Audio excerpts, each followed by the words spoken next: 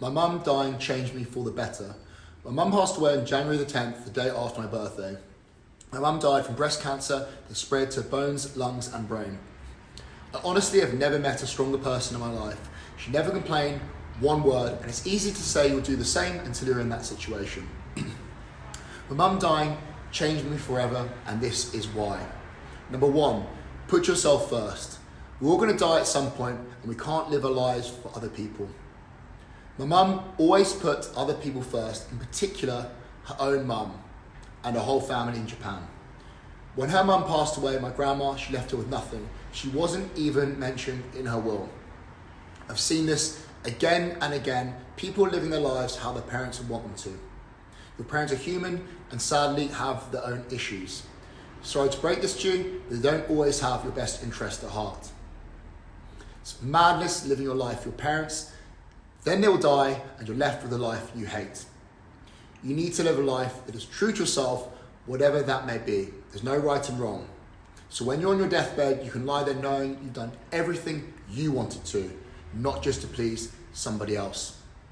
Number two, it's not your fault, but it's your responsibility. Everyone goes through shit in their life, and sometimes it's not your fault, such as getting cancer or a loved one dying. Even though it's not your fault, it's your responsibility how you respond to it. It doesn't mean being sad is wrong, quite the opposite. Ignoring emotions is one of the worst things you can do. What I'm saying to you is you need to deal with the situation as an adult and understand your emotions. Self-destruction is a privilege. Doing loads of drugs, drinking to deal with the problems is stupid. It simply does not help the situation and only makes life more difficult. People who have kids or have to run a business rarely self-destruct. Sport brat teenagers with wealthy parents and a safety net go on a bender as they know there are no consequences. When my mum was dying, I spoke about to close friends and to people that have had the same situation to understand the way I felt. Me drinking or running away will never ever bring her back.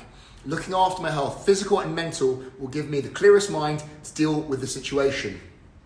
It's like this with nutrition. If you have one bad meal and they say F it and binge, rather than realizing you're only one meal away from getting back on track.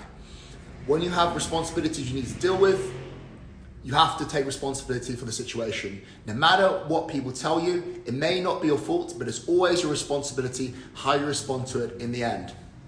Number three, you don't need to feel sad to remember that person. A lot of people, when someone passes away, they feel as though they need to feel sad forever. As they don't feel that sadness, they're forgetting them. Bathing in sadness factually does not make that person close to you. How did that person make you feel when you spent time with them? If they made you feel happy and good about yourself, that is how you should feel when thinking about them.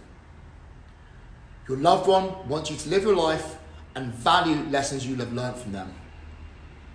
Whenever I get an iced coffee, it reminds me of my mum and makes me smile. I probably need to stop doing that in public. People probably think I'm mental, which I am. But in closing thoughts, when someone is gone, it's the small things you will remember, not the big events. You'll remember going for coffee together, chatting nonsense to each other. Make sure you get that coffee with that loved one, as I promise you, when they're gone, you'll regret it if you don't.